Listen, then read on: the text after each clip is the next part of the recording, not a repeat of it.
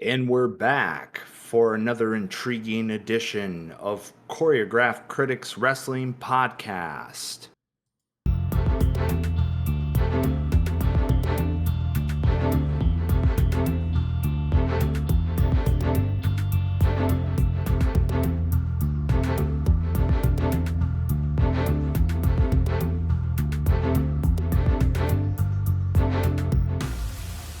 Welcome to the show, everybody. I'm John. Joining me as always is Joel. Hello. Represent. Yeah, look at that. I wish it was a comfortable shirt, but Oh, I find it very comfortable. Yeah, I mean, merch is in demand, and I was our first customer. have you watched it? um, no, I haven't. I will never wash this sacred T-shirt. I do not want any fiber to leach.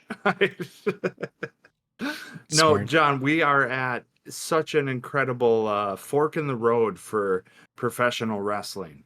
Yes, sir. I I am flabbergasted at where we are creatively because I'm excited and at the same time I'm a little miffed. I'm a little PO'd at some of the finishes we had at WrestleMania.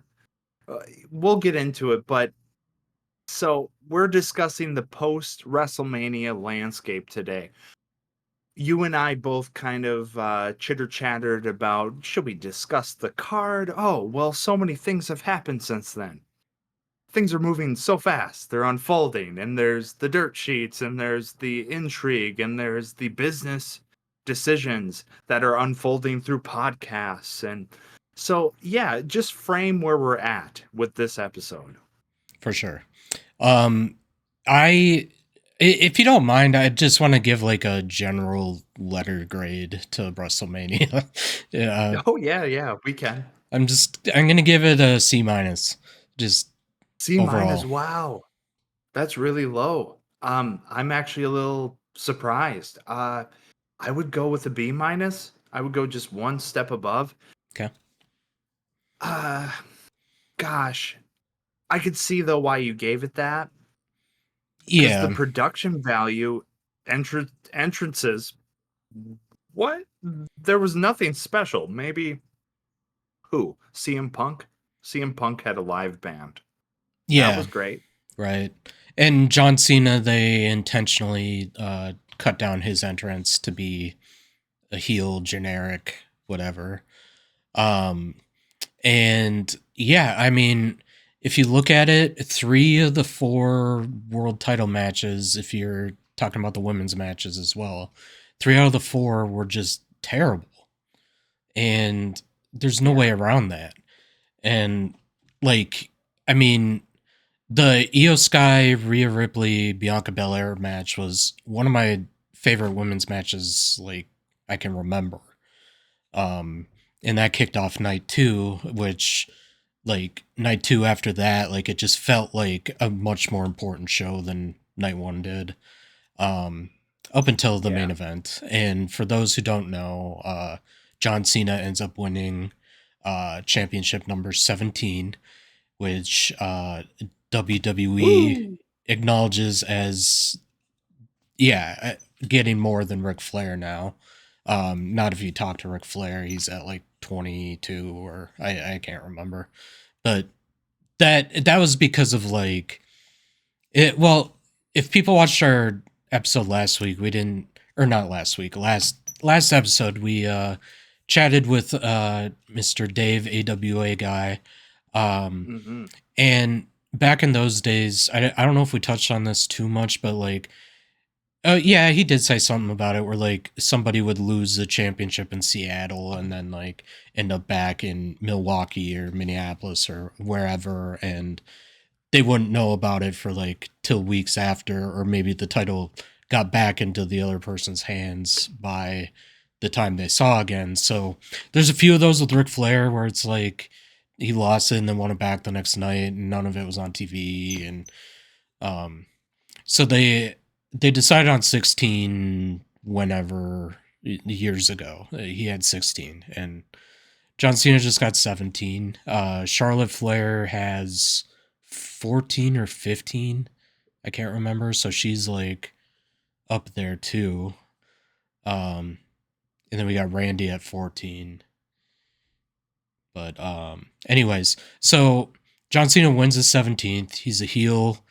I kind of expected like a reluctant celebration for him, like anything, I guess, and he just kind of won, and there was brief like couple seconds of pyro, maybe. Um, Yeah. It's like even the industry didn't want to celebrate. It's it felt very forced, at least creatively. And can I just briefly touch on how I thought the match would finish to make it convincing? yeah, I thought we would have okay, so we had the extra large WrestleMania with Roman Reigns and Cody Rhodes and a 2 year story uh, giving credit to Hunter Hearst Helmsley, Paul Levesque. He was inducted into the Hall of Fame, by the way. Gave a really stirring speech. It was kind of fun to listen to, a little long, but whatever. The point is we had expectations, right? Here we are after a 2 year story unfolding, finishing, and now we're at John Cena Rhodes. Okay, you got the face of the company, you built him up. Let's face it, Cody's booking was not very serious. It was kind of lighthearted. I think right off the bat, he had a match with what, AJ Styles with Backlash after Mania. I And think it was so. like, oh, okay. And I don't think anything ever picked up with Cody Rhodes. It was kind of always lackluster. It was like, okay, here comes the politician, Cody Rhodes. Where's this going? Bloodline was doing stuff. The Rock was in and out. We didn't know what to expect. And to be quite frank, I never thought that The Rock would capitalize on anything. But expectation wise, we had so many things that could have happened. None of it happened. So we get John Cena versus Rhodes. And my God, I just felt like to have John Cena beat him the way he did with the Travis Scott interference, no Rock whatsoever in the stadium. We got the Undertaker last year, John Cena after beating or getting beat by Solo Sikoa. We had like clockwork, all the legends coming out in favor of that last match to finish a great storyline. And what do we get with Cena Rhodes? We get Travis Scott, a paid for promo, the tagline and the music headline of the story. I'm so glad I don't have to listen to Fiend, Fiend, Fiend over and over again. I'm so glad that's over, John. Um, why didn't John beat him clean? I feel like a John Cena heel turn with a very good technical wrestling match. Having Cena beat Rhodes clean would have been much more intriguing, much more applaud worthy. Instead, we got this by the book, almost corporate formula. And it really twisted my stomach after the performance of a lot of the talent at WrestleMania because, like you said, we did have some good matches on that card. We had some wonderful finishes, we had some great spots, etc. We had all that good stuff. But then you get to night two, main event. My God, John, I felt like I was like reading some type of like stock portfolio report. Like, oh yes, yes, Travis Scott put X amount of money into this. We put X amount of money into that. Let's have him come out at this time. And then John Cena, let's have you hit the attitude adjustment. We still don't have the balls to go back to calling it the FU, the STFU. We don't have the balls to say that, even though we're on Netflix, all that jazz. So here we are, John. My big point is why couldn't we have Cena beat Rhodes clean to create real controversy for his heel turn, and have Cody on the chase? Because let's face it, I texted you immediately. Cody's far more interesting on the chase. Absolutely. And the thing with this too, we didn't really mention exactly how The Rock was supposed to be involved with this. So they tried doing this whole angle of Cody or The Rock wanting Cody Rhodes to sell The Rock his soul, which we didn't know what that meant, right? Like we're just like, oh, he just wants his own champion or whatever. Um, so Cody tells him to go F himself, essentially, is his answer. And then he tells him this right after John Cena wins the Elimination Chamber to get the number one contendership for the title at Mania.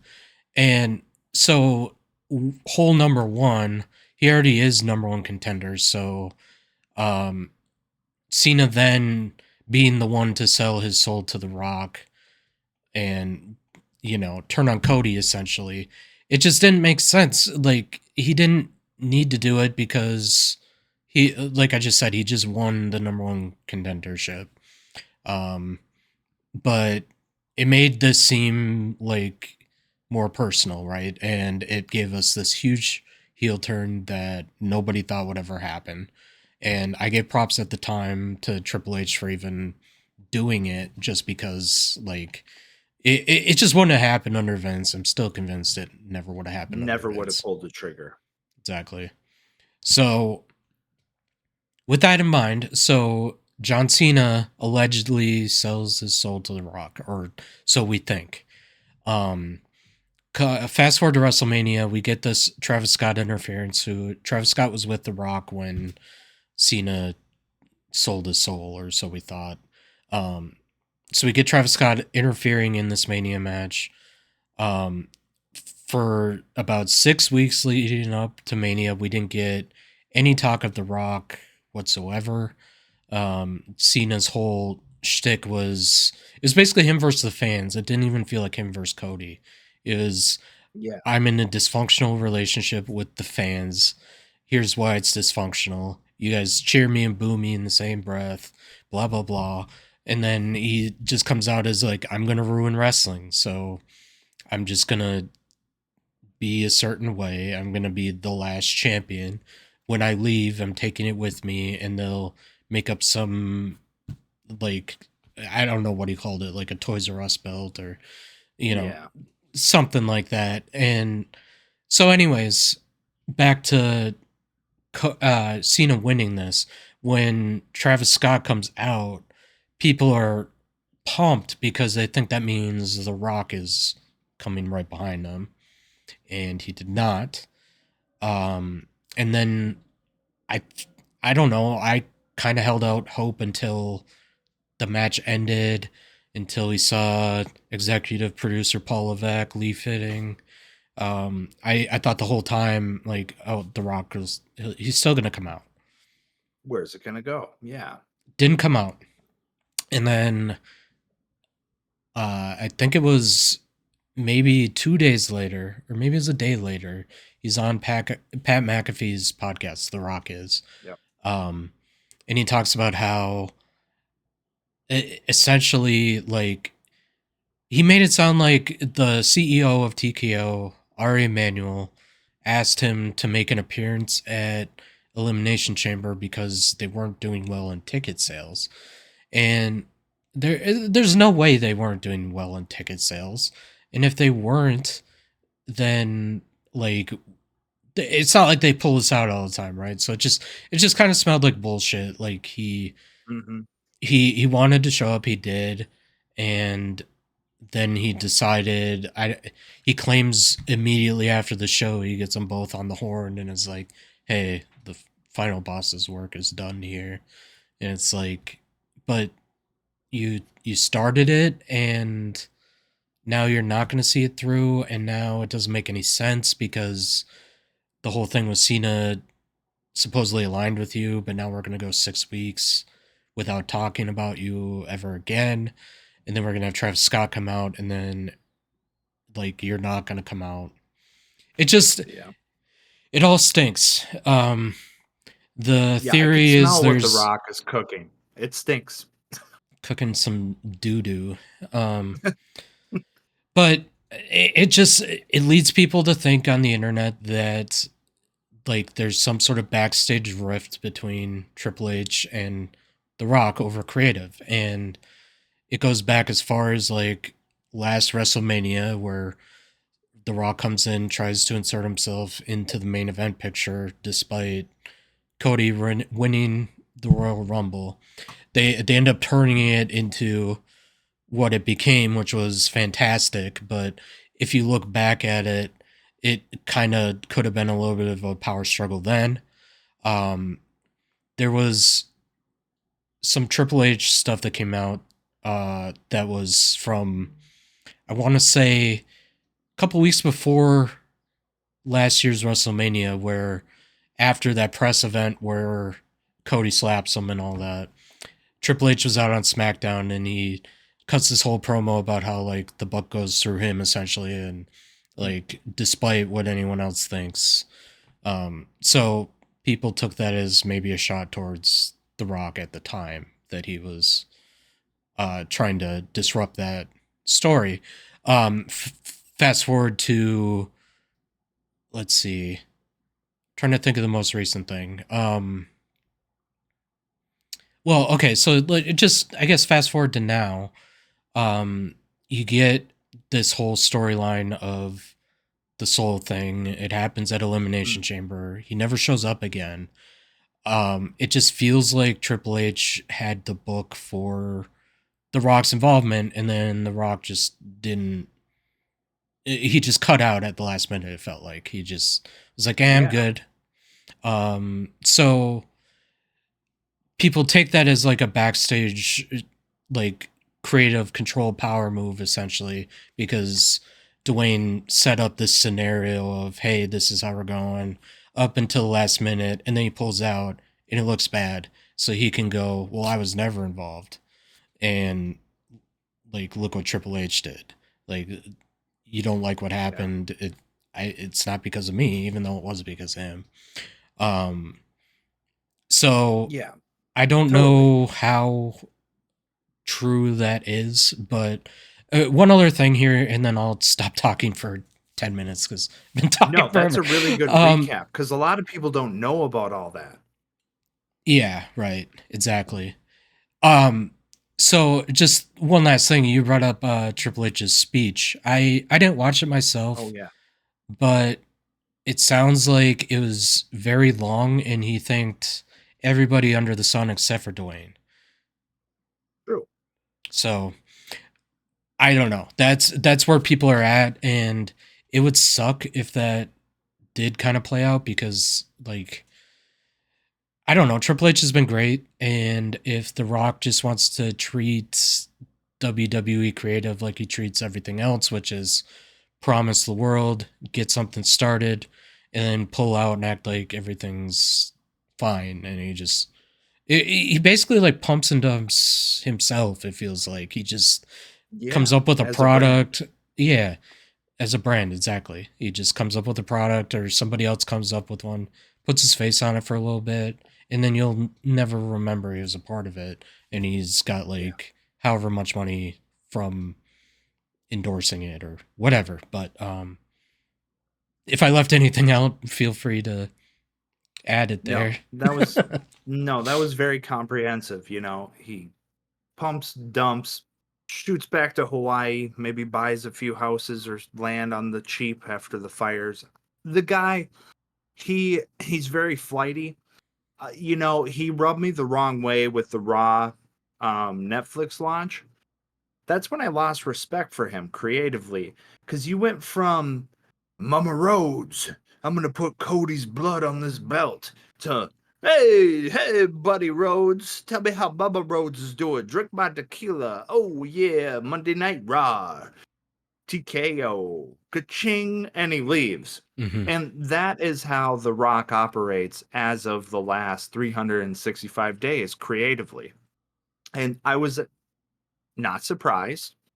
Throughout the road to WrestleMania, we had zero appearances. Felt weird. The road to WrestleMania was lackluster. It felt crunched with all the builds they tried to push on us. And the pressure, they kind of pressure cooked a lot of the card, right? They really were like, hey, okay, let's accelerate this feud. Let's accelerate that feud. And then post Mania, it feels like they wanted a clean slate creatively. That's why you had so many title changes. You had a lot of feuds finally go away. I mean, you still have remnants of that long storytelling that we're accustomed to under Paul Levesque, but a lot of things were very disturbed. And I think TKO and The Rock have something to do with that. I'm not sure how much is true and how much isn't, but if we're going to judge a book not just by its cover, but like by the chapters, over the last year, the chapters I've read with The Rock, you're 100% right. He started this feud.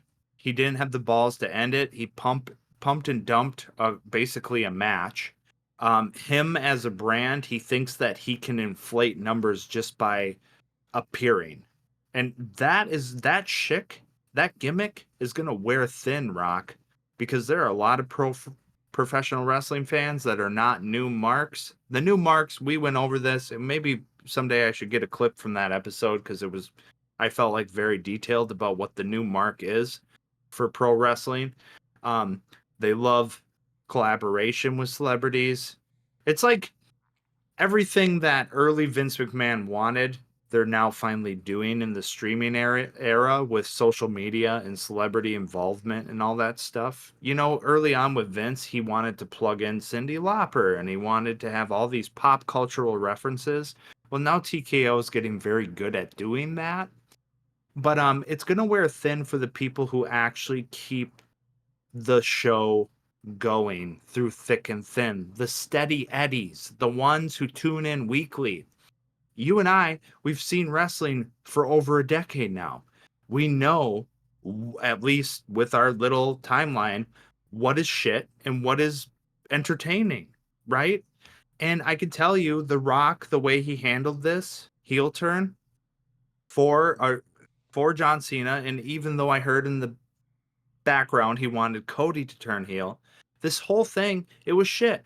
It was shit. And when Travis Scott came out, I had the same thought, John. I said, okay, here's his minion, right? It feels like a video game. You're like, oh, yes, those two are associated. And Travis Scott is the little minion smoking sage in the corner. And so you have to go through him to get to the final boss. Very video game. But where's the final boss? We never got the final boss. Live up to your name, Rock. Live up to your brand, Dwayne. Um, if Paul Levesque has to deal with this creatively going forward, TKO is going to see some numbers slide because Elimination Chamber was a better PLE than WrestleMania. Raw after Mania was better than Mania. You're right. I'd Even give Raw, SmackDown, I would argue. yeah, I'd give Raw after Mania like a B plus at least. Like, okay, The Rock's gone. Now we can get back on track. So that brings us to the next point. Um, we can kind of talk about the fallout, but I wanted to kind of focus right now on, doesn't it feel like a clean slate after all the insanity? We have all these new potentialities to unfold, and that's fun. That's refreshing. I hope Triple H has a grand old time figuring out where he's going with all this potential. But keep The Rock out of it. Just keep him out of it. If he's going to be coming on to promote tequila, if he's going to be coming on to say Mama Rhodes, no, just keep him out of it. And I have a question for you, John, because now you have me curious. Did Logan Paul get signed by the TKO merger, or was it a Vince move? um, I guess he was around before Vince, but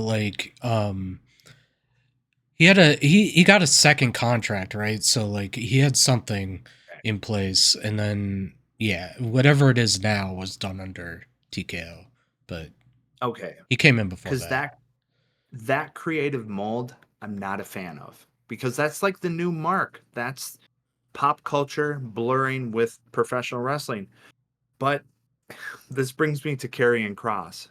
And longtime wrestling fans probably have seen that podcast with Karrion Cross going off, being like, that was my hometown at Mania.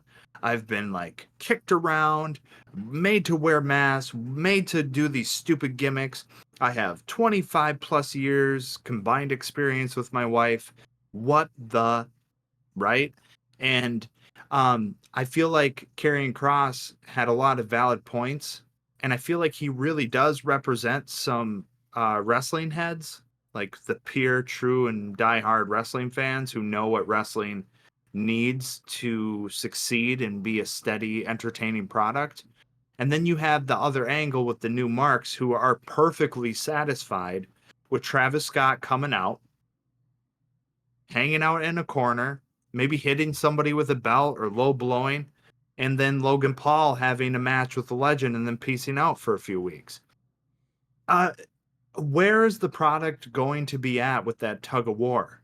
And can TKO, will they recognize that WWE is better off catering to what makes professional wrestling live through and through, all the thick and thin creative botches, creative successes?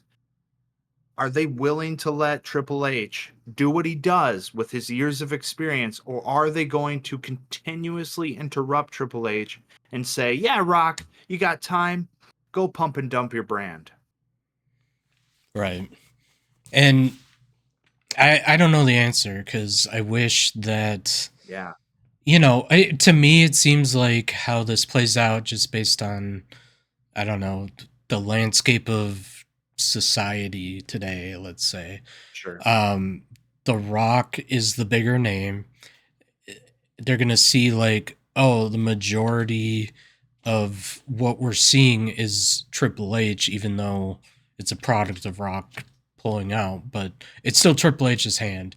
So I just feel like it's not going to go in his favor if there is like an actual tug of war for like a creative, I don't know, like who truly runs creative or whatever.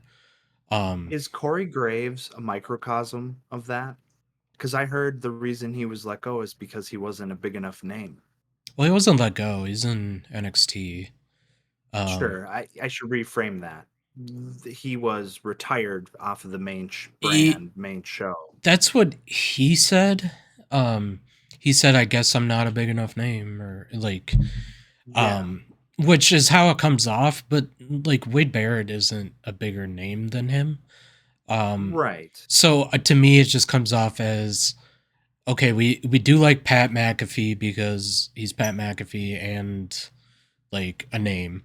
So we're gonna put him with Michael Cole, who Michael Cole has clearly, to me, that's always been McAfee's biggest contribution is unlocking something in Michael Cole that like he's just better with around Pat. He's just loose. But Yeah, not as conservative. yeah, but then Wade Barrett, he's not a bigger name than Corey Graves unless you think of it as like Wade Barrett was in WWE as a competitor longer than Mm. Corey Graves lasted in NXT before he had to medically retire. Um, but to me, it just reads as okay, we want Pat and Michael together, and we think Wade is a better pairing with Joe Tessitore. Um, Sure. So it's just that dynamic they're looking for. So you don't think it's necessarily a microcosm of what we were talking about with the split between the new mark, TKO, corporate business, and professional wrestling as a no, creative outlet for storytelling. yeah, not in this case. Okay.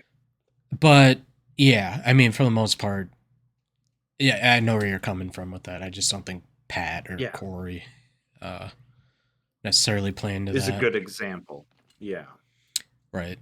Um, they so to catch everybody up a little bit more too, just while we're talking about Mhm. commentary.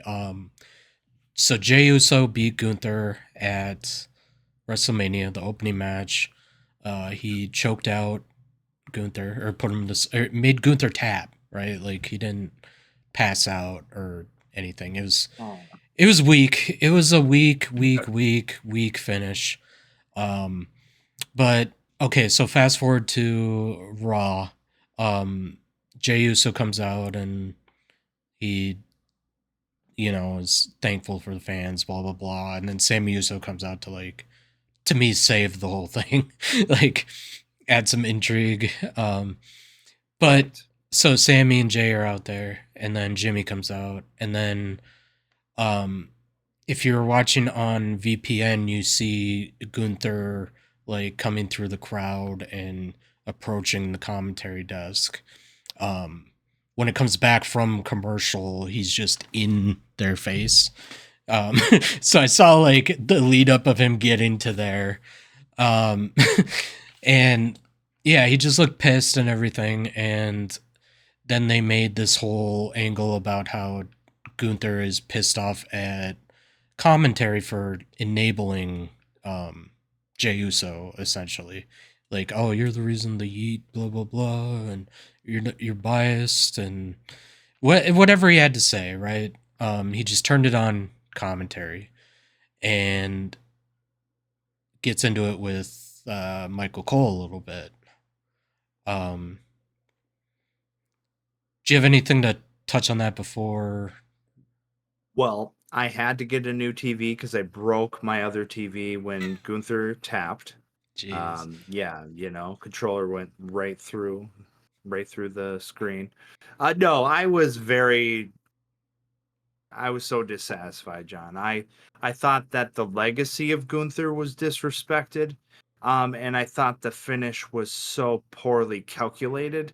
And what does it say about Gunther after a terrifying, domineering reign as Intercontinental Champion, pivoting to his World Heavyweight Championship reign, only to be taken down by what I call the champion of the new marks. I mean Jey Uso, he sells merch, he's entertaining, but like his move set, tried and true, his gimmick, tried and true, and I don't find him to be when they always joke about flashes in the pan.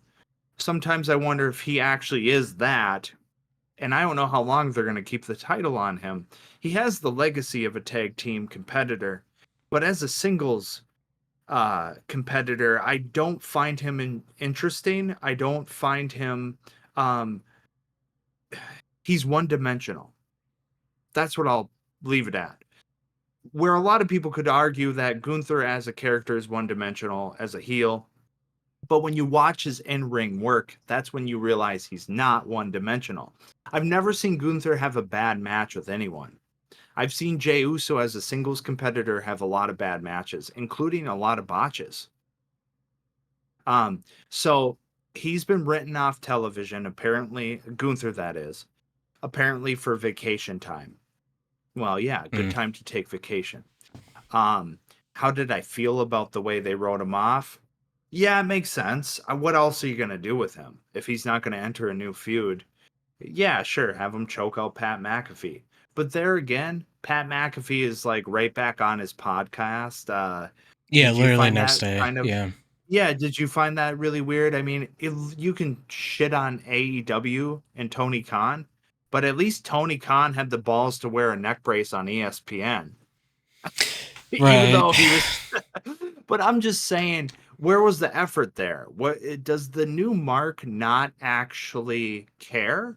Because that's Well, kind of what I'm feeling out here. What are the expectations of the new audience? yeah. Just one thing in regard to McAfee specifically, like it wasn't a good timed thing for WWE to do it right then because like it's the NBA playoffs right now and the NFL draft started on Friday. So like they have like this whole like they set up this whole thing for Pat McAfee show at the NFL draft and like they get guests and stuff and so it's a whole big deal for them. So to do that 4 days before that, yeah, he's gonna come out looking normal because that's realistically his primary thing is everything not wrestling. So Yeah, it was a bad call by Triple H to do it at that moment, I think.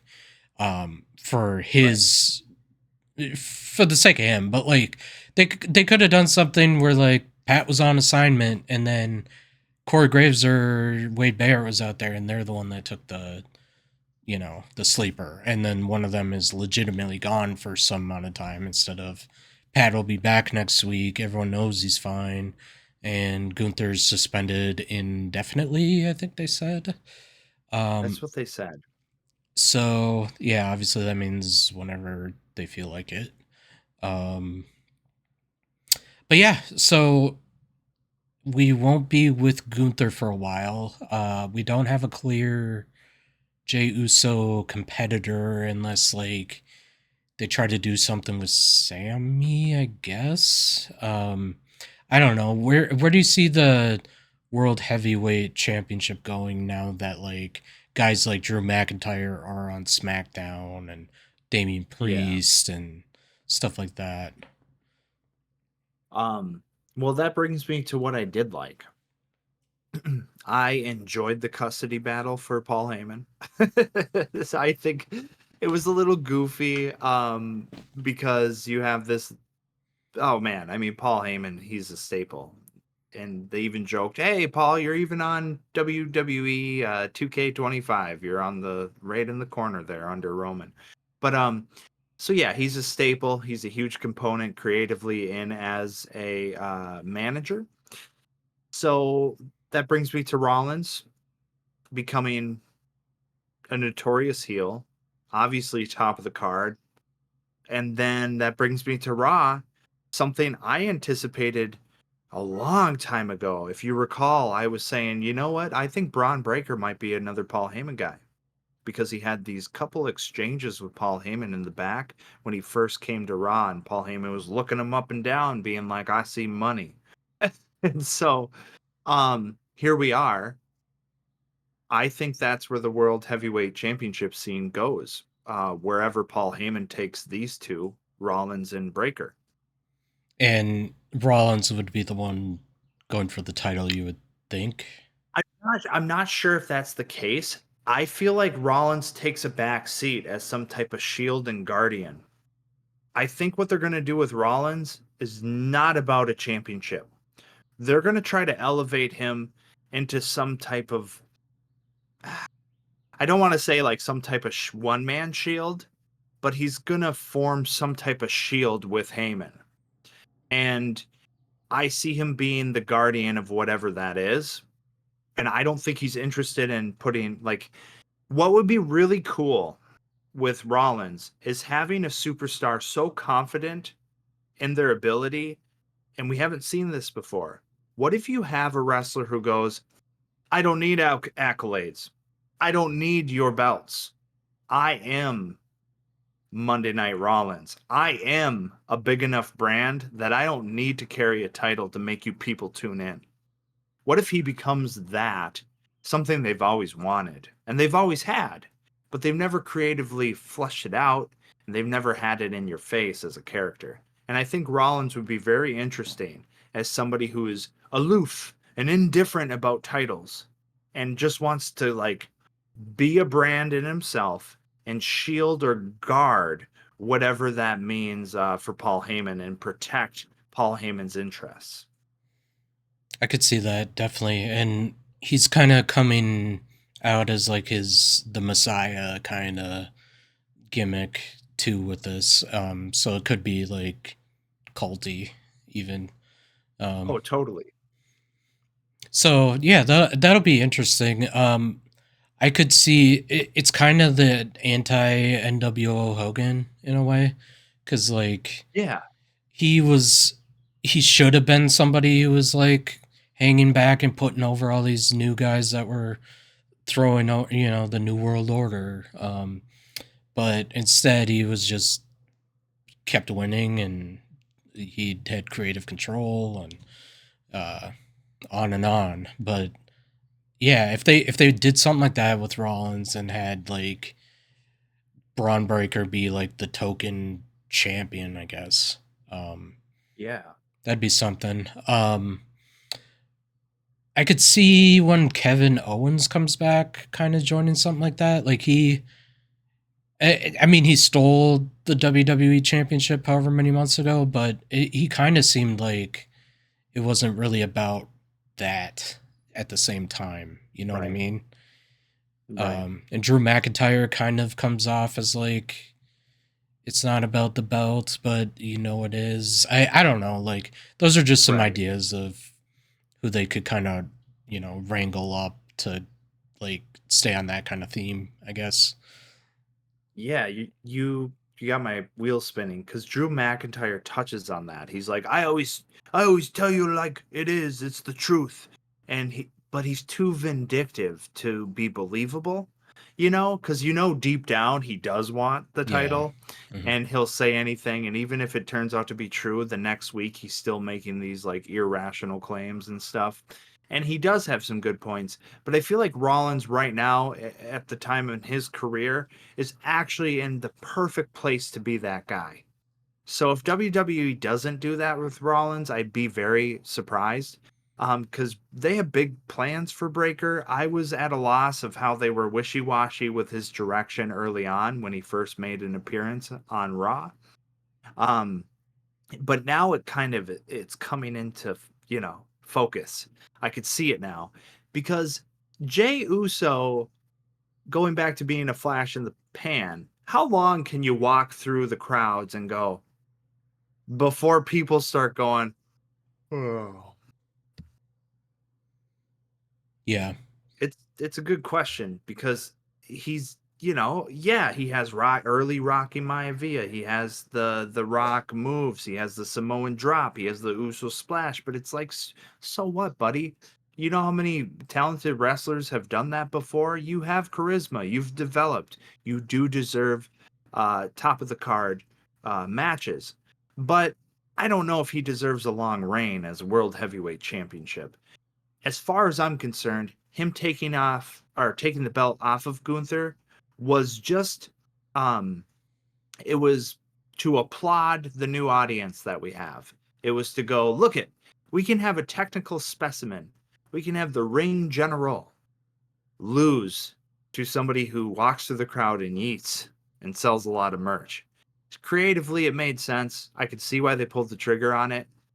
Am I displeased as a longtime wrestling fan? Yeah, but I think that's why both you and I are critics and we do this podcast because we want to give that angle to an audience who appreciates the long-term storytelling and the value creatively professional wrestling has when it's executed right. Right.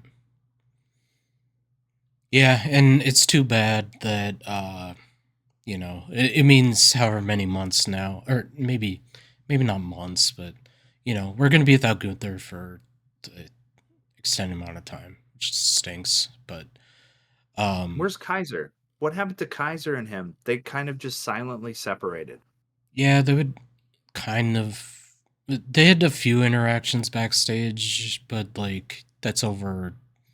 I don't know since uh, like war games or something. It's been a Yeah, number of yeah. months. Yeah, and I don't know. I could see Kaiser taking the belt off of Dominic now, I guess. Um we'll see what they do with that whole angle. So yeah, Braun Breaker in a fatal four way lost the Intercontinental Championship to Dominic Mysterio.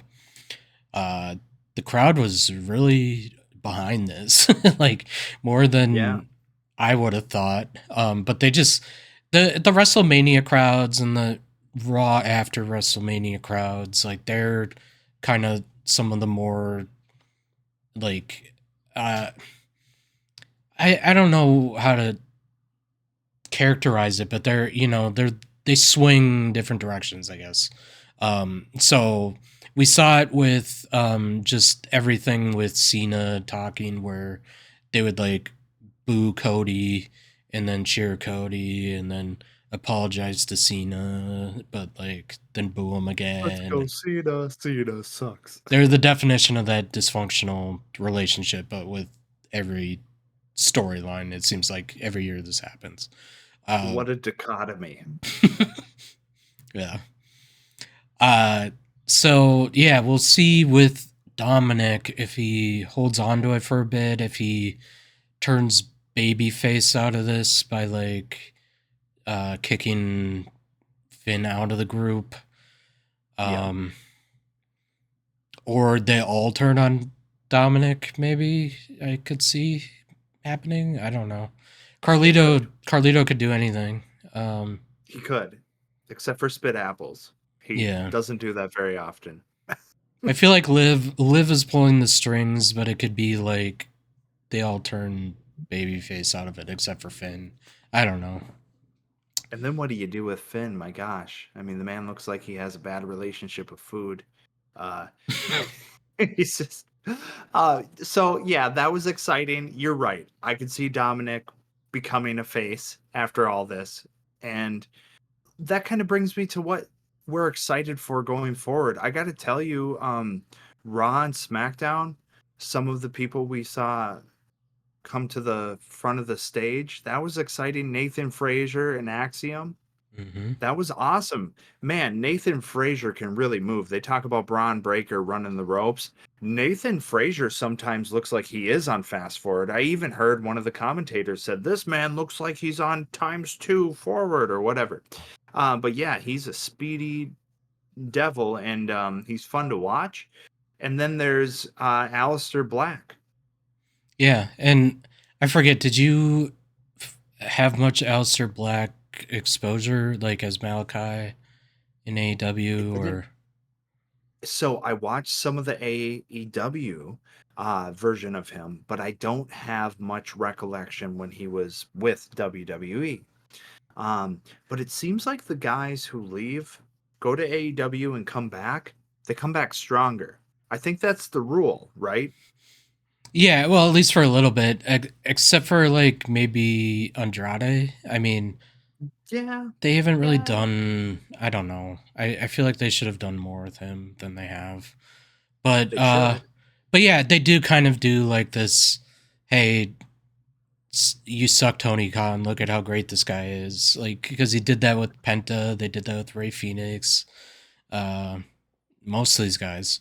But yeah, so Alistair Black, I'd say in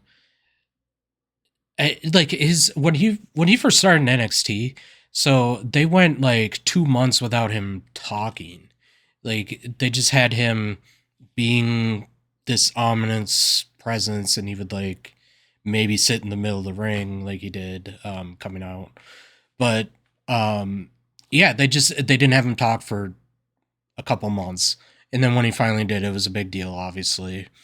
And I Right. don't recall if AEW honored this or not, but the Black Mass, his finishing move that he hit the Miz with, um, that was treated almost like the One Winged Angel, Kenny Omega. Like it was one of those moves where it's like nobody kicks out of that. Like you get kicked in the side of the temple like that, you're just it's done. I forget if I feel like somebody must have kicked out of it in AEW. But that's just me assuming the worst because I Oh, don't. sure. It's it hasn't been great with them. Um, but I do like that they had him come back as Aleister Black. The whole thing of him kind of from the entrance ramp like rising up from being prone to standing and the candles and like the music is it's the same music. I mean, I'm not like advocating for metal music, like scream metal, but like that's what he always gave off was that, and he's got all the tattoos and the It's a good piercings change and of pace. It's a good change of pace, John, from the trap music. yeah, When I saw him rise up, I was like, thank God. Oh my God, this is great. It gave me a little bit of that vibe, that aura that Taker would kind of give off to a live crowd. The lights dim, you get this heavy feeling, this heavy atmosphere. So, but yeah, keep going because I missed out on what he was. But to see him return, I was impressed. And I always liken him to Balder from the revamped God of War series. I mean, they look very similar, they right? do. Like They if you do. just moved a few tattoos. Absolutely. Yes. So, but that's just it. Like this take no shit Norse warrior. He's coming down, right? And you better be ready because he brings a lot of pain. Um, just it's a ball to see him in there. and I loved it. And the Miz is the perfect person for him to have his like initial execution. Because the Miz Yeah, is everything he would execute. definitely. And just they had decent timing with his debut too, because right before that they had his wife, Zelina Vega, win the U.S. women's title, and like after the fact they had their social media moment of them embracing, like she just won and he's just about to go to his coffin or whatever you want to call the the lift. um but yeah, he was a very dominant NXT champion. In WWE he unfortunately was one of the like carrying cross types where like they call him up and then they just kind of do nothing with him. But that was under Vince. Uh, but I mean the carrying cross stuff, like that's all been under Triple H, and I don't know. It's starting to cut. It's it's all on Cross though. Like Cross has just like been so good with the social media part. Like it's not Yeah, like clickbait TikTok moments. It's like there's no, substance. yeah, there's substance to it. I'm putting out there what they won't let me put out on the actual TV product. Where the Logan Paul stuff is like, look what I did on the thing you just watched, and it's not additive. It's um, just a replay or whatever. But um, It's derivative. yeah, yeah, that's a good word for it. But yeah, so Well, we'll can I see. say, We'll see with Alistair if it plays out better than his first run. I I'll hope just so. real quick add for Yeah, please do. his time in AEW. Like he ran the House of Black. They called it. His name is Hmm. Malachi. Yep. Um, it was a faction of him, uh, Buddy Matthews, who is Rhea Ripley's husband, and then this guy Brody King, and then Julia Hart from Minnesota. She was TNT Women's Champion for a little bit. Uh, House of Black had won the trios titles in AEW a few times. Like it seems like they invented those titles for the House of Black, and they won them initially, and it was great. And then uh, I don't know, it just fell off like anything else in AEW. So despite like him actually having more success in AEW, it didn't feel any better. So we'll see Yeah. how it goes here. I You were gonna say something, then I just went into Yeah, that. no, my apologies. No, I you're just good. wanted to inject the fact that I believe Triple H, these are his guys. War Raiders, Motor City Machine Guns, Karrion Cross, Aleister Black. I feel like those four represent what Triple H thinks creatively. I'd put Because DIY in there those, too. yeah, DI, that's another good point, John. Because I feel like all those characters would never be given daylight under Vince. Yeah, it's a good point for And sure. they contrast so well with the whole trap music, Logan Paul. They contrast so well. So, like, yeah, now that we're kind of feeling out the landscape post Mania, it does seem like there really is a struggle for creative dominance between how do we drive the ship of WWE that is a corporate brand, and how do we drive professional wrestling, which is facilitated through WWE, a corporate ship. Um, because there's the legacy of pro wrestling, and I don't want to keep going back to Triple H's like induction speech because it was a big old pat on the back, the way it's all formulated. But he had some. He's very passionate, John. You could tell that this guy, when he was growing up, he was like, I want to learn about this. He reminded me of like a real journeyman, as if he was studying a craft. He was an apprentice and he was listening to the wise elders, and he went through it all. He went through the ranks. He did all this. And he even made a joke. He's like, you all thought I married Stephanie to get a promotion. And he's like, hey, well, look at this. I have three daughters. That's a lot of work for just a promotion. So I think he really drives across the fact that he loves it. Okay. And you can see that. You can see in his decisions that he loves what professional wrestling is. And I think we are going to see through the next year into the next WrestleMania this tug of war between what are the numbers saying? How much merch are we selling? Who should we put at top of the card? Who should we put the title on? How can we draw more new members into this audience? And the old heads, the people like Road Dogg, the people who have, you know, the old guard, the people who came up through Vince are now in the position of power to make creative decisions without Vince's oversight, as far as we know. They could be texting him for permission. um, we're going to see that battle play out, and maybe a delicate balance of both is where success will come from, because I do think if you go too far one way, like with AEW, they go too far one way. You can't just go out there and put on these banger of technical matches and forget about the plot. And on the other side, you can't go out and make everything social media, kayfabe, and blur everything. So yeah, the balance needs to be there. Where do you think, what will make WWE successful after this WrestleMania, with all the new title holders? What will be the driving force? Will it be social media involvement? Will it be technical wrestling in the ring? Will it be promoting people who have all the values of good professional wrestlers? They're good on the mic. They know their stuff. They can work with anyone. Like, what do you think, John, will drive WWE forward?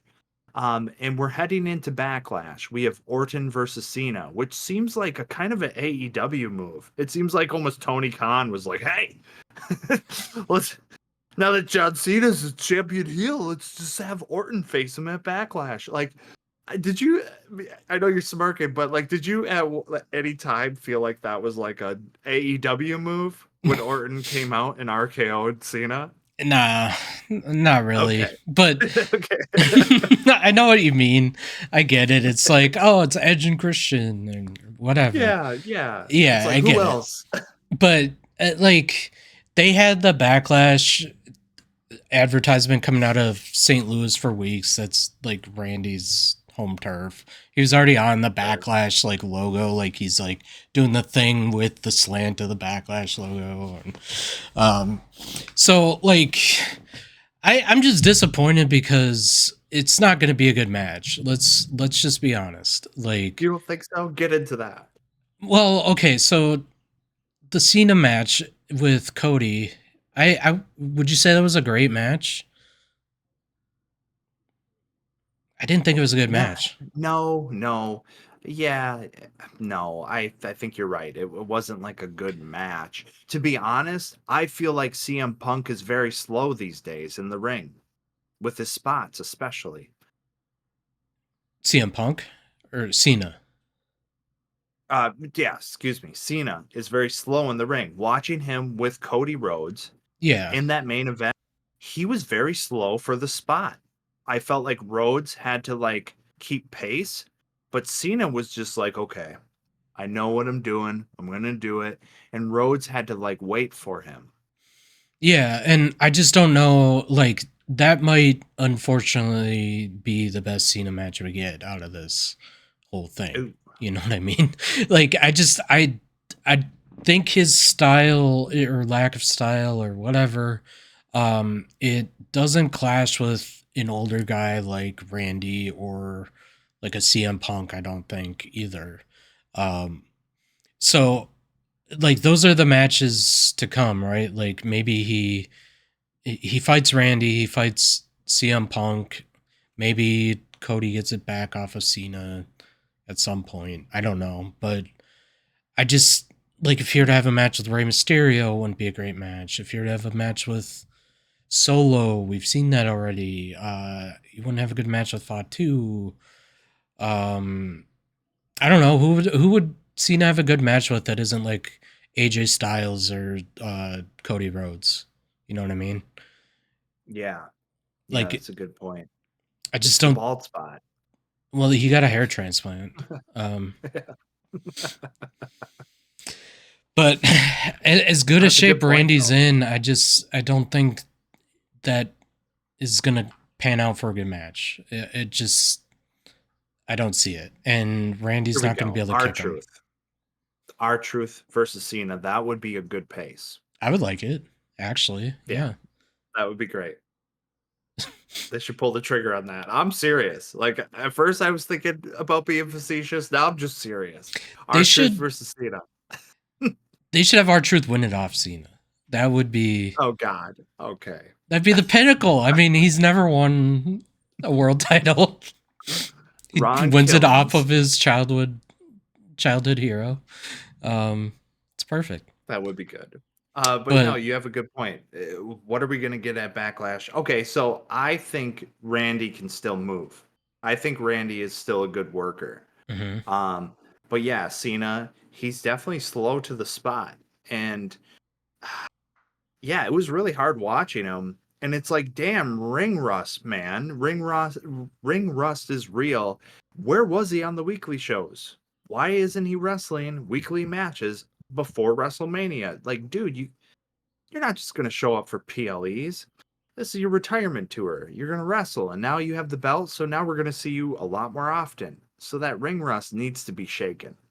And um ultimately, if we keep seeing these slow matches, the only thing he can make up for it is to do incredible promos. He's very good at it. Sometimes he has me straight just laughing because he's so cold, he's so calculated. It comes so easy for him. With the zingers, he's always been good at it, but now heel Cena just gets to lean into his reality TV persona. Nobody knows for sure if the Bel Air, if that is real The Cena. Bella Twin. Yeah, the Bella Twin. Excuse me. Yeah, the Bella Twin reality TV, that whole relationship. Nobody knows for sure if that was like, a spoof on who Cena is. But sometimes I think what we saw then with the weird, cold, calculated, almost sociopathic Cena, that is the heel Cena we're getting, and he's just letting it rip on the fans. But yeah, I don't know. He has to work and ring. He has to be able to make it more convincing than just dropping promos. And I'm not sure we'll get that because after Orton, I'm just thinking too, is he going to extend his invitation past SmackDown or is he localized to SmackDown for the retirement tour? I don't know. He made it pretty clear he's got 26 more dates or whatever. That's right. And so every time he comes out, he's gonna like have it count down one. Like I'm pretty sure. Uh, but it's I like it in a way. He's just like that's not matches, that's appearances, that's total everything. So like, I mean, they're gonna make him put the title on the line. He willingly did for this uh Randy thing, but I could see like down the road them being like, no, you're contractually obligated to however many title defenses or whatever, and have that be like a power struggle maybe. Um, but I think that Cody match is the best we're gonna get, and it wasn't great, Oof. and that's gonna be the main No. event of Backlash. Um, What do you do with Cody? What do you do with Cody, John? Because I pointed out to you, how weird is it that Cena lost to Solo Sikoa? And now Sikoa's in the mid card. Through and through. He's now a mid card competitor. mhm. And here's Cena beating Rhodes. Rhodes beat Solo many times. Creatively, so inconsistent. Yeah, yeah. They don't take that into account. They hope people just don't think of that, I guess. And most casual people wouldn't, you know. No, you're right. Yeah, but what do you do with Rhodes? You have him do another series with Brock Lesnar? You have to go through the beast again and restart your story. Yeah, I don't I know don't know, man. if he tries to take out the Rollins Heyman faction or Mm, something. Like if they win a title, I don't know. yeah. Um, that is a good question because like I don't see Cena losing to Randy already. Um, but if he did, that would open a lot of Cody things for sure. Um, I don't know. Like he said, he's better chasing, but who's he gonna chase Who's- right now? Yeah. We're gonna get maybe Reigns versus Rhodes, like in a clean match without interference down the road. Maybe I don't know With creatively why they would go back yeah, I to that. was gonna say like without a title or Yeah, yeah, I don't without a know. title, but why? What would be the point? I don't know. Unless I don't know. The only thing left for a loose end, but Rock and Final Boss is done, is to have Cody finally tie up that loose end with The Rock. But if he's done, if he's finished, I don't know what that means for the bloodline. The bloodline with Fatu as the face of it makes sense. And that he's not even he's supposed to be like the spoof bloodline after the Ulafala transferred back to Reigns. So yeah, John, I'm at a loss creatively for consistency right now, but yet I'm excited for the ride that they're going to take us on. So that's what's so hard, right? Because you're like, WrestleMania was shit, but look at all the doors it opened. Yeah. Exactly. And another one of those doors could be like with the call up of Nathan Frazier and Axiom, they get tossed into that already pretty strong SmackDown tag division, I'd say. Yeah, Um, very, yeah, and they just had a banger triple threat TLC match just on regular TV, like that beat pretty much everything except for maybe the women's triple threat from Mania, in my opinion. Because yeah, the War Raiders and who they even yeah, lose to? A New Day. yeah. New Day, the new day. The new Day. Yeah, which has been lackluster too, but I guess I put the belts on them now. I don't know. There's another loose end. What the hell is up with Big E? Oh yeah, the Like, Big E why did thing. they Yep. have? Yeah, there's another. So that's my prayer going forward. It's on my wish list. Paul Levesque, please tidy up the loose ends. Don't insult the intelligence of long-term wrestling fans because we've seen all your tricks, and not just Paul Levesque's tricks, but like our guest on last show. He's seen the tricks. Maybe that's why older fans don't watch a lot of the new product because they go, "Show me something I haven't seen." True, and usually what they haven't seen is just like a more athletic version of it. And Right. if there's more drawn to the story of like our guest last week, like that, it doesn't matter how many flips ricocheted or whatever. Like, Right. Yeah. That's why AEW is failing. yeah, well, depends who you talk to. Um, like, Yeah. I feel like we've brought up AEW quite a bit. Are you watching anything recently? Because I've been kind of tuned out. Sometimes I feel guilty because I'm like, maybe I should tune into TNA more. Maybe I should. WWE as a product is starting to feel like it's gobbling up all of its competition again. yeah, And AEW is the only thing out there that really stands in their way. and I don't know if you saw this, but there was some social media post before Mania, even where The Rock was wearing like a New Japan shirt.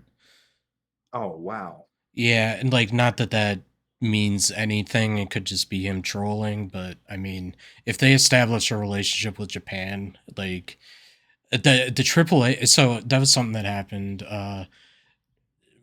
WWE acquired the promotion AAA from Mexico, which I Yep. think is like 1A and 1B as the top promotions in Mexico. It's them and CMLL, where like I think that's where what's his name? The Who's the mask guy on AEW that was hologram? I Yeah, think okay. Hologram came out of there at CMLL and like a few other guys, but AAA had a lot of people before they ever went to AEW or WWE even because they've been around for like oh, I think they said 30 years. So that would have been mid '90s, and um, there was something I heard something about like in 2012 WWE tried to buy AAA as well, but Oh, at the time, and I think still, Commander or not Commander, shit, what's his name? There's this old WCW, not luchador, but uh, I can't think of his name right now. But anyways, there's this guy, and he's still heavily involved with AAA. But at the time, he said don't sell to WWE because if they decide like they could just decide at any second to just pull the plug on everything they're doing. oh, Um, yeah.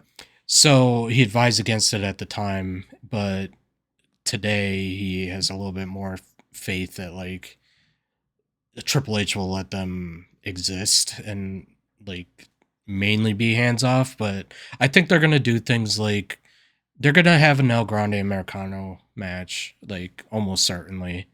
Um, Oh, yeah. and they're Yeah, gonna that's great. if they have him fight Vikingo, which they kind of tease. I would recommend if you've never seen Vikingo wrestle, he has a match with Kenny Omega just on a regular AEW Dynamite or whatever, and it's probably like top 12 match I've ever seen. Like just randomly, just I can't even describe it. Like when we watched Will Ospreay versus Takeshita with one of our Yo, that was friends, great. like Mhm. we knew that was gonna be a good match, but then it exceeded that. Like Yeah, this Vikingo Omega match, like I was just like, oh, it's Omega, and this Vikingo guy sounds cool. Like I hadn't even seen him, and then it just blew me sure. away. Um, Ah, that's great when you so come into it, no expectations. it's the best. It really is, and there's no story because it's AEW, and they just were able to get the Yeah, guy for however long a CMLL. one-off. Yeah, exactly. But yeah, if they get him in El Grande Americano in AAA, and they give us a way to stream it somehow, I'm all in. You're in. Like, yeah, Yeah. I'm so pumped for it. I gotta look up this guy's name because I can't remember. I'll join you for that because I'm just a big fan of Gable's work, especially this luchador antagonism he has going on. it's it's so funny. It's a hoot, it's a riot. Geez, so John, is that WWE's strategy? They don't want to maybe have a battle with AEW for ratings because that's like long gone in the streaming era. Who cares about ratings, really? It's about like the draw, the end numbers, blah blah blah. Um, are they just trying to buy out or collaborate with all the areas and fields that they recruit from and have some control of the subsidies from the areas AEW gets talent from and collaborations with? Yeah, I think that's a lot of it because well, before AEW, they didn't have any reason to. It was just like we'll let these companies exist. We'll scout them from afar, and then oh, this guy's available now, like Shinsuke Nakamura or Yeah. whoever. Like that's how they used to operate. But since there was like a big company that was willing to play nice with other small companies, they felt like they had to like kind of do the same. And the way they're doing it with TNA, I think, is the kind of the model going forward. Just because, like they have a partnership that's exclusive. Like they don't own them, but they own um, like you can't work with AEW essentially. Oh, Oh, so sure. who I was thinking of for AAA is Conan. Oh, okay. Yeah, Okay. he's always been like a big figurehead in AAA after WCW. But yeah, so at the I time think I he, remember Conan. Short, bald, has like a couple piercings. but he's thicker, yeah, and Yeah. he had like the baggy pants, like with basically your entire underwear showing, and Yeah, kind of the looked like wife somebody out beater. of Limp Bizkit. Yeah. Yeah, Kind of yeah. had a Taz build out of Limp Bizkit. That's what I There you go. Yeah, yeah, yeah. Okay, sure. The That's funny. grunge Taz. Yeah, anybody who relates to that description, you're a degenerate. Yeah. Um, but yeah, well, John, I will say I'm excited for everything going forward. I'm not here just to like bash the direction or how bad WrestleMania appeared to be compared to last, but I just wanted to kind of pick your brain about the landscape post Mania, see what you're excited for. Any other elements where we're at creatively that you wanted to touch base on before we wrap the show up? Um, I mean, the El Grande Americano stuff is fantastic. I mean, I just brought him Oh up yeah, briefly. But yeah, it's Chad Gable or Chad Gable and one other guy that they're like rotating in because there's this theory about the back tattoo, like it's just like right under the strap, like um I don't know if it's like sometimes you don't see it just because it's covered. Maybe that's all it is. I mean, it would be so hard. I mean, I keep thinking about that and I talk to my wife about it. I'm like, there's no way they have a body double. This is like the mannerism, the build, the aesthetic. It is Chad Gable, like, right? Yeah, Um, but if they could pull it off, oh man, that would be incredible because again, being surprised is something I love. I don't like anticipating all the changes. I don't like always seeing, oh yeah, I predicted that. Because I think I just said the old heads, they go, show me something I haven't seen. yeah. And I think like the best part about all this too is just like how he had like the only one of the only entrances of Mania that like had work, and Production. it was like all AI though, like pretty clearly. Yeah. Just the legend of El Grande Americano, and yeah, I love that shit. It's so silly and it's clearly him. He's sadly going to be away for a few weeks. I don't know Yeah. what that means, but uh, Going back to Mexico.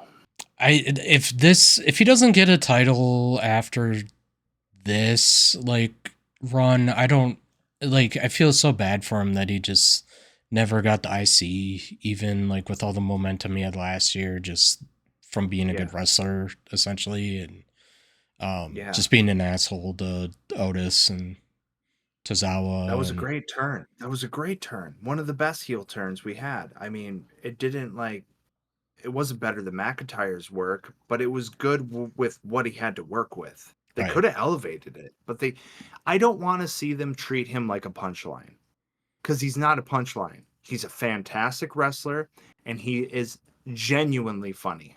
And he did that 450 senton off the Yeah. turnbuckle. Like I've never seen that.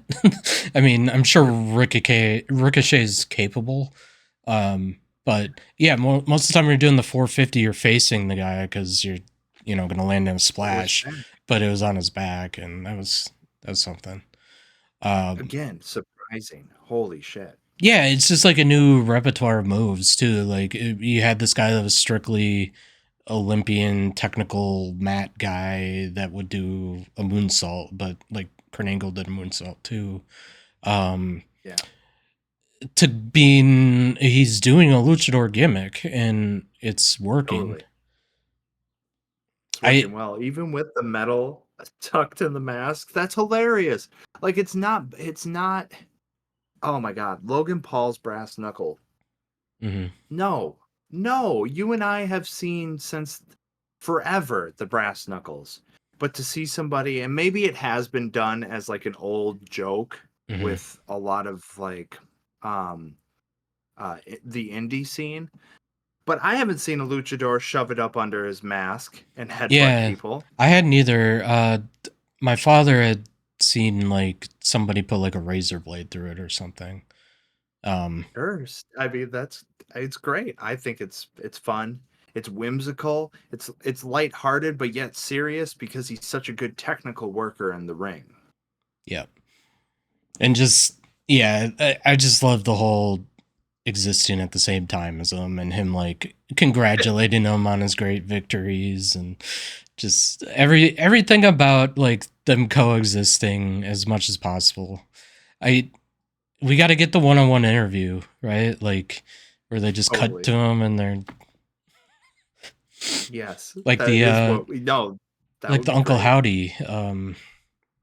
They've Yeah, done it. where are they? Where's the Wyatt Six? Oh God. Yeah, John, what's up with that?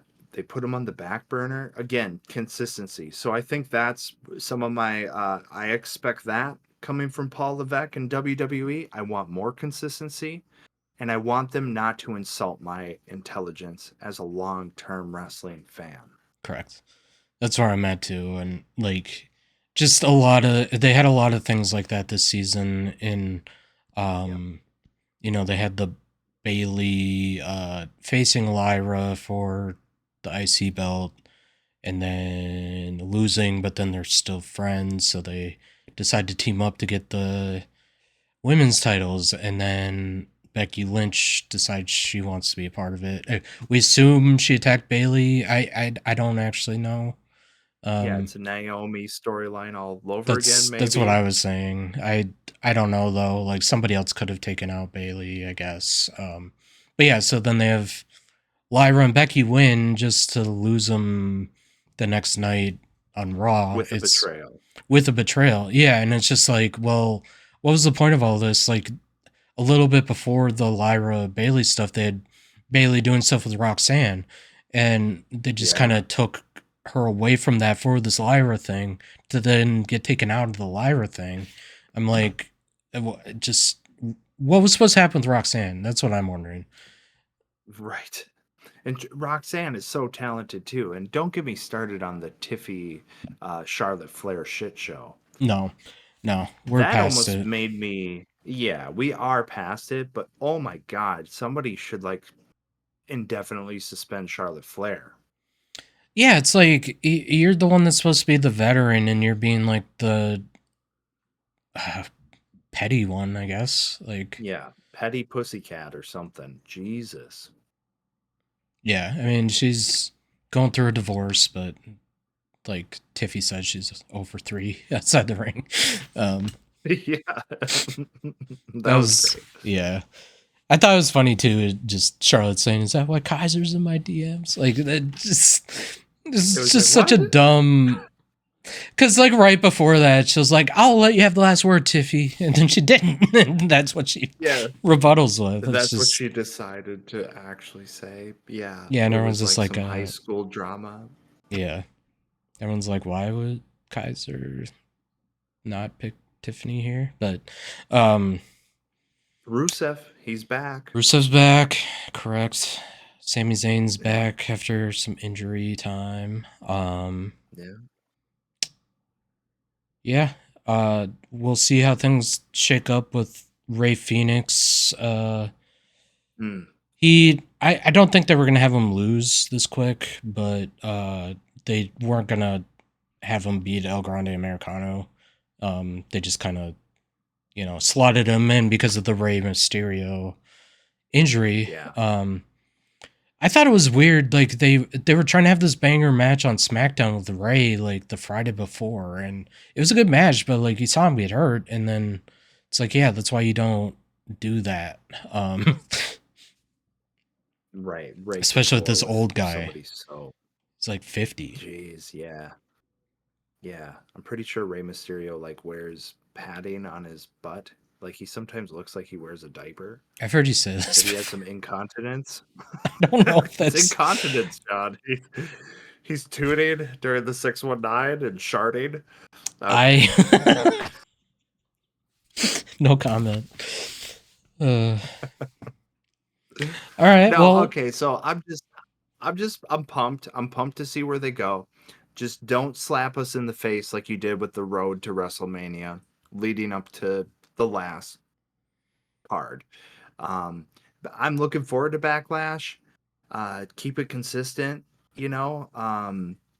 And I am legitimately interested to see if WWE brings back Lesnar Mm, before next Mania, I don't and in think what so. capacity. I don't think they need him. I honestly think they have moved past him being a presence. Me too. So, Yeah, we'll see with that. Excuse me. I'm excited to see if like the Heyman Rollins gang, oh yeah, like how that shapes up, like who else they get on board there. yeah, Cuz I feel like they're going to add a tag team, like that's just how factions are, right? they'd Um have to. You would think. I just hope it's not just Waller in theory, you know. No, Um no, please, no, not those two. Those two like meatheads. like I don't know who it could be right now. Like I can't think of a heel tag team on Raw.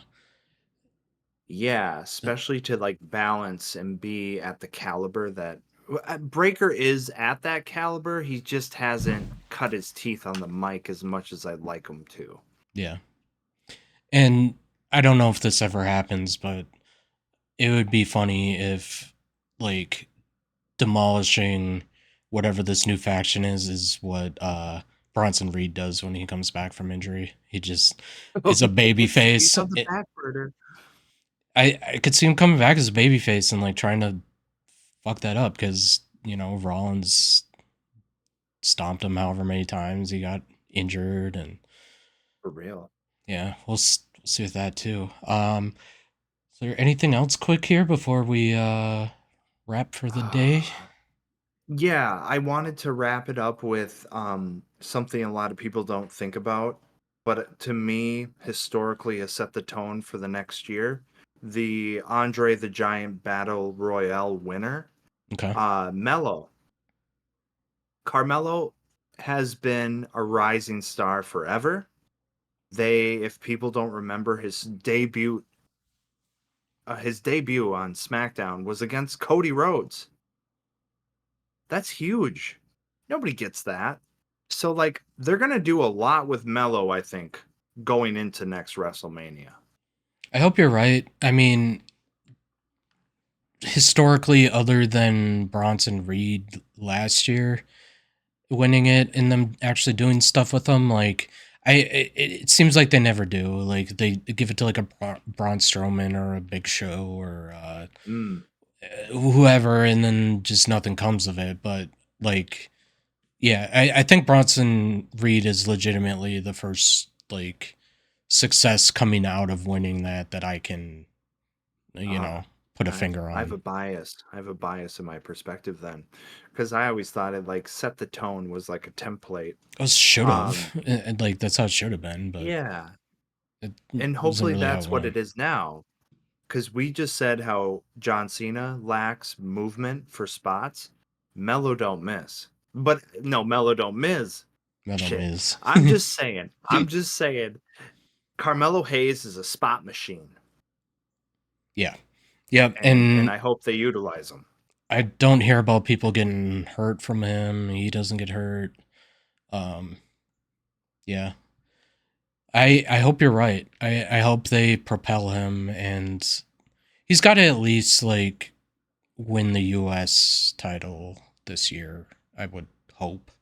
Um, but yeah, I don't see him versus Fatu, so we'll see how long No. Fatu is a champion too, because they could just have that go on for way too long as well. Um, I don't know. I'm excited for a lot of what's to come. I'm not excited for Cena versus Randy. I'm sorry. Like the promos are gonna be fine or above average, and I think Cena gets RKO'd two more times before then, and then he just wins because that's wrestling Yeah. logic. That whoever gets their finishing move off like the night before, well, yeah, no chance. But Well, John, at least we can say that CCW podcast is just like Fatu, all gas, no brakes. sure. Sure, Joel. You can believe what you want, pal. I'm sick of that line. I know you are. All right. Well, thanks for joining us, everyone. We will be back at some point here. Backlash is coming up. We'll try to preview that if everything lines up. And yeah. Yeah, all gas, no brakes. What?